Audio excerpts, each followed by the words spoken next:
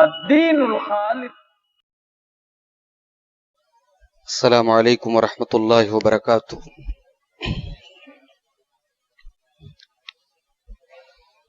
الحمد للہ نحمده ونستعینه ونستغفره ونعوذ باللہ من شرور انفسنا ومن سیئات اعمالنا من يهده الله فلا مضل له ومن يضلل فلا هادي له واشهد ان لا اله الا الله وحده لا شريك له واشهد ان محمدا عبده ورسوله. يا ايها الذين آمنوا اتقوا الله حق تقاته ولا تموتن الا وانتم مسلمون. يا ايها الناس اتقوا ربكم الذي خلقكم من نفس واحدة وخلق منها زوجها وبث منهما رجالا كثيرا ونساء واتقوا الله الذي تساءلون به والأرحام إن الله كان عليكم رقيبا.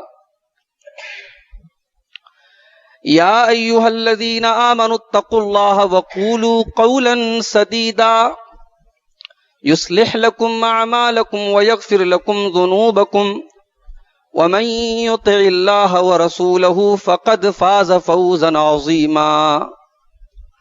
أما بعد فإن خير الحديث كتاب الله وخير الهدي هدي محمد صلى الله عليه وسلم وشر الأمور محدثاتها وكل محدثة بدعة وكل بدعة ضلالة وكل ضلالة في النار. أعوذ بالله من الشيطان الرجيم. بسم الله الرحمن الرحيم. يا أيها الذين آمنوا كتب عليكم الصيام كما كتب على الذين من قبلكم لعلكم تتقون. علماء کرام، محترم بزرگوں، نوجوان ساتھیوں، پیارے بچوں، ہمارے گھر میں جب کوئی بڑا مہمان آتا ہے تو ہم بڑا اہتمام کرتے ہیں، اپنے گھر کو سجاتے ہیں، مہمان کی پسند کے حساب سے ہم پکوان بناتے ہیں. مہمان جتنا بڑا ہو ہمارا اہتمام اتنا زیادہ ہوتا ہے. رمضان کا یہ مقدس مہینہ جو ہر سال ہمیں ایک بار ملتا ہے، یہ بھی اللہ تبارک و تعالیٰ کی طرف سے ایک بڑا ہی معزز مہمان ہے، اور یہ مہمان اپنے ساتھ بے شمار خیر اور برکات لے کر کے آتا ہے. ہمارے معاشرے میں کوئی حج کر لے بڑا خوش نصیب مانا جاتا ہے. بھائی اس نے حج کر لیا، اس نے اللہ کے گھر کی زیارت کر لی، اس نے عمرہ کر لیا. کوئی کبھی یہ تو نہیں کہتا کہ بھئی یہ بڑا خوش نصیب ہے، اس نے رمضان پا لیا، یہ بڑا خوش قسمت ہے، اس نے ایک مہینہ روزہ رکھ لیا. کوئی یہ نہیں کہتا، کیونکہ رمضان کی وہ اہمیت، وہ قدر و قیمت ہمارے ذہن میں نہیں ہے جو ہونی چاہیے. بھائیوں، ہم خوش نصیب ہیں، اور ہم انشاءاللہ خوش نصیب ہوں گے اگر ایک اور رمضان ہماری زندگی میں آیا. ہمارے اور آپ کے درمیان بہت سارے لوگ تھے، پچھلے رمضان میں انہوں نے ہمارے ساتھ تراویح پڑھی، ساتھ میں سحری کی، افطار کیا، روزے رکھے، عید کی نماز پڑھی. اس سال وہ ہمارے درمیان نہیں ہے.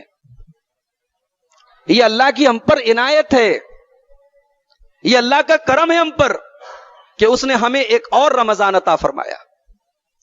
اس نے اپنی نیکیوں، اپنے گناہوں کو معاف کروانے کا ایک اور موقع ہمیں دے دیا. ہمیں جنت کو پانے کا ایک اور چانس مل گیا، اور جہنم سے بچنے کا ایک اور موقع مل گیا ہمیں. ابن ماجہ کی صحیح روایت ہے اللہ کے رسول صلی اللہ علیہ وسلم کے 2 صحابہ مدینہ سے بہت دور کے رہنے والے تھے، اللہ کے رسول کے پاس آئے اور دونوں نے ایک ساتھ اسلام قبول کیا، لیکن دونوں میں ایک صحابی تھوڑے محنتی تھے۔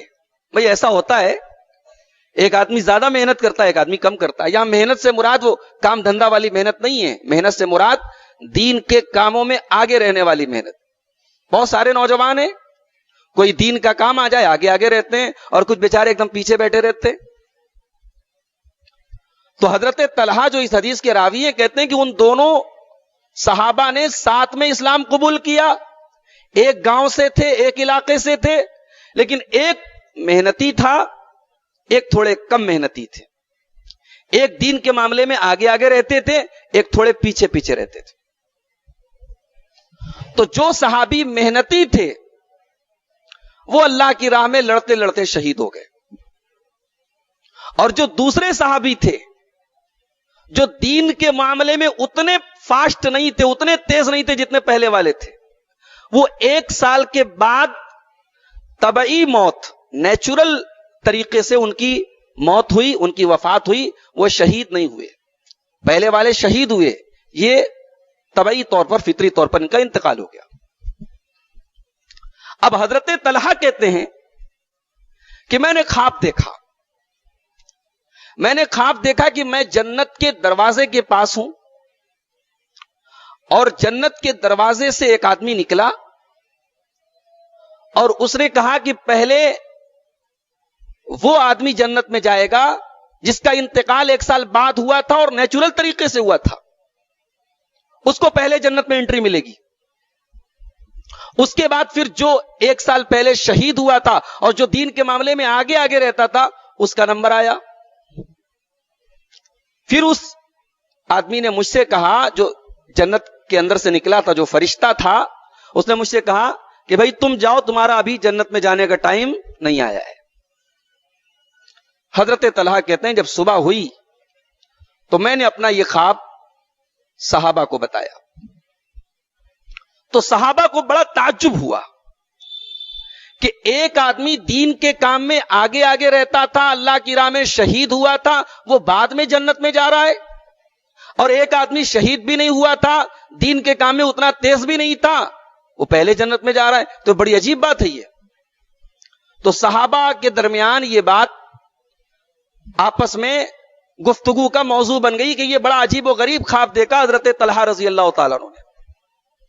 یہ بات پہنچتے پہنچتے اللہ کے پیارے نبی جناب محمد الرسول اللہ صلی اللہ علیہ وسلم تک پہنچی۔ تو اللہ کے رسول نے صحابہ سے کہا کہ بھئی یہ بتاؤ تمہیں کس بات پہ تعجب ہو رہا ہے، تمہیں حیرانی کس بات پہ ہے؟ صحابہ نے کہا کہ اللہ کے رسول، ہمیں حیرانی اسی بات پر ہے کہ بعد والا پہلے جنت میں جا رہا ہے اور اللہ کی راہ میں شہید ہونے والا بعد میں جنت میں جا رہا ہے، اس کا درجہ تو اور بڑا ہونا چاہیے۔ اللہ کے نبی نے فرمایا الیس قد مکث بعدہ سنۃ، جس کا انتقال 1 سال بعد ہوا تھا، کیا اس نے 1 سال اور دنیا میں نہیں گزارا؟ ہاں اللہ کے نبی، 1 سال اس نے اور گزارا۔ وَأَدْرَكَ رمضان، کیا اسے زندگی میں 1 سال کا رمضان اور نہیں ملا؟ ہاں اللہ کے رسول، اسے 1 رمضان اور ملا۔ وَصَامَ وَصَلَّى كَذَا وَكَذَا مِن سَجْدَةٍ فِي السَّنَةِ، اور 1 سال میں اتنی ساری نمازیں پڑھی، اتنے روزے رکھے، اور 1 رمضان اس کو ایکسٹرا ملا۔ ایسا ہوا کہ نہیں ہوا؟ صحابہ نے کہا کہ ہاں اللہ کے رسول، ایسا ہوا تو ضرور۔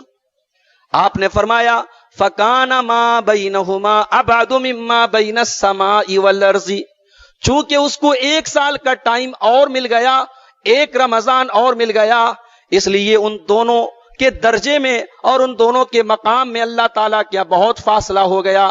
جتنا فاصلہ زمین اور آسمان کے درمیان ہے، اتنا اس سے بھی زیادہ فاصلہ دونوں کے درجوں کے درمیان ہے۔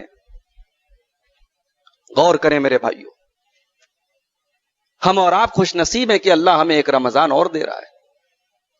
اس رمضان کو اگر ہم نے صحیح طریقے سے گزار لیا تو جو ہم سے پہلے چلے گئے ان کے اور ہمارے درجوں میں اتنی دوری ہو جائے گی جتنی دوری زمین اور آسمان کے درمیان ہے۔ تو یہ سب سے پہلی بات اپنے دماغ میں آپ بٹھا لیں اور اللہ کا اس پر شکر ادا کریں کہ اللہ تعالی ہمیں ایک رمضان اور دے رہا ہے، اور دعا کریں کہ اللہ تعالیٰ صحت کے ساتھ، سلامتی کے ساتھ، عافیت کے ساتھ، نیکیوں کے ساتھ یہ مہینہ ہم سب کو گزارنے کی توفیق عطا فرمائے، آمین۔ رمضان کے مہینے میں نیکیوں کا جو ماحول ہم دیکھتے ہیں، نمازیوں کی تعداد میں اضافہ، قرآن کی تلاوت میں اضافہ، رات میں تراویح پڑھی جا رہی ہے، رمضان کے آخری عشرے میں اعتکاف کیا جا رہا ہے، شب قدر میں رات کے جاگ کے عبادت کی جا رہی ہے۔ یہ ماحول ایسے ہی نہیں بنتا ہے میرے بھائی، یہ ماحول اللہ تعالیٰ نے بنایا ہے۔ اللہ کے نبی صلی اللہ علیہ وسلم فرماتے ہیں کہ جب رمضان کی پہلی رات آتی ہے، صفدت الشیاطین، سارے شیاطین قید کر دیے جاتے ہیں، وغلقت ابواب النار، جہنم کے سارے دروازے بند کر دیے جاتے ہیں، ایک بھی دروازہ جہنم کا کھلا نہیں رہتا، وفتحت ابواب الجنہ، اور جنت کے سارے دروازے کھول دیے جاتے ہیں، ایک بھی دروازہ بند نہیں رہتا، اور ایک اللہ کی طرف سے پکارنے والا پکارتا ہے، یا باغی الخیر اقبل و یا باغی الشر اقصر، اے نیکی کی تلاش کرنے والے، اے اللہ کو راضی کرنے کی کوشش کرنے والے، اے نماز کی پابندی کرنے والے، اے تلاوت کی پابندی کرنے والے، تیرا مہینہ آ گیا، تو آگے بڑھ جا، وَيَا بَاغِيَ الشَّرِّ، اور اے گناہوں میں اپنی زندگی گزارنے والے، اللہ کو ناراض کرنے والے، اللہ کی نافرمانی کرنے والے، تو پیچھے ہٹ جا، یہ تیرا مہینہ نہیں ہے۔ یہ اللہ کی طرف سے پکارنے والا پکارتا ہے۔ اور اس کے بعد اللہ کے رسول فرماتے ہیں وَلِلَّهِ عُتَقَاءُ مِنَ النَّارِ، اور رمضان کے مہینے میں اللہ تبارک و تعالی کچھ لوگوں کی گردنوں کو آزاد کرتا ہے جہنم کی آگ سے، کچھ لوگوں کا نام طے کر دیتا ہے کہ اس رمضان میں اتنے لوگ جہنم سے آزاد کر دیے جائیں گے، وَذَلِكَ كُلُّ لَيْلَةٍ، اور یہ کام اللہ تعالی رمضان کی ہر رات میں کرتا ہے۔ تو میرے بھائی، وہ مہینہ ہمیں اور آپ کو ملنے جا رہا ہے۔